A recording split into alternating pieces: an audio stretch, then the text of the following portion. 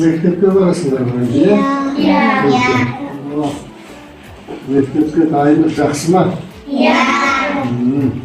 Қарттар күні дегенде білесіңдер ғой, жылда 1 қазанда еліміздің қарттарына арналған сондай мерекелік күн болады.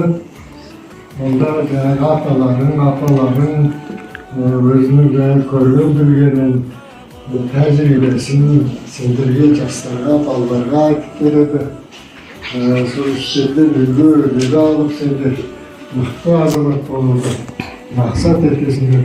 Соған жету үшін жақсы оқисыңдар, жақсы білім аласыңдар. Өнегелер сондай тәртіпті боласыңдар. Солай ма? Иә. Ал, менен сұрайтын сұрақтарың бар ма? Ал, айтам. Ата айтыңызшы, аталар айтыңыз. Аталар. Қазір айтып берейін. Жалпы қарт адамдар көп өмір сүргеннен кейін көп көрген білген бар. Өмірде қалай тіршілік ету керек, қалай оқып білім алу керек, қалай еңбек ету керек, қалай жақсы өмір сүру керек. Соның бәрін көзімен көріп, сол тіршілікті өткен.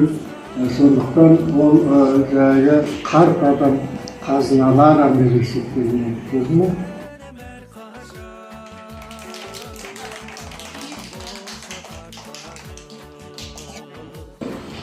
Баяны да сен өтін?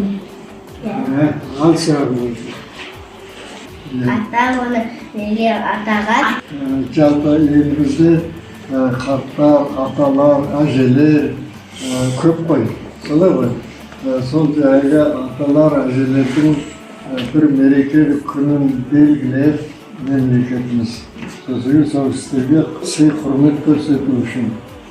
Сол істерді жаңағы жастарға кезіктіріп, ақыл кеңес алу үшін 1 қазанда еліміздің қарттарын өтеді. Түсіндің ба? Ал, басқа қандай қандай сұрақ бар? Ал, Ата мен достарыңызды айтып беріңізші. Маған не керек? Айтып берейін. Қариялар, қарттар елі үшін халқына көп жұмыс жасайды. Жаңағы зейнет жасына жеткенше, оның ең зейнет жасында да қоғамға көп қызмет атқарады. Оны жаңағы мемлекетіміз, еліміз бағалайды.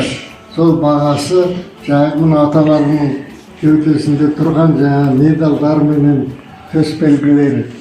Сол жаңағы сый құрметтің белгісі. Мынау Текелі қаласының құрметті азаматы деген төсбелгі. Мен Текелі қаласының құрметті азаматымын. Мына жақта ауыл шаруашылығының құрметті ардагері деген медал. Мына жерде ерен еңбек үшін еңбек құрмет үшін деген медалдар. Одан кейін мұнда мысалы Қазақстан спортының құрметті қызметкері деген атақ деген сияқты. Осылар мынау үздік спортшы, аталарым спортшы болған. Мынау мен туған жердің құрметті азаматы деген белгі. Мына жерде бір А деген белгі тұрған мынау. Ол аталарым өзі ұстаз болған. Ол жаңағы ұстаз даңқы деген белгі.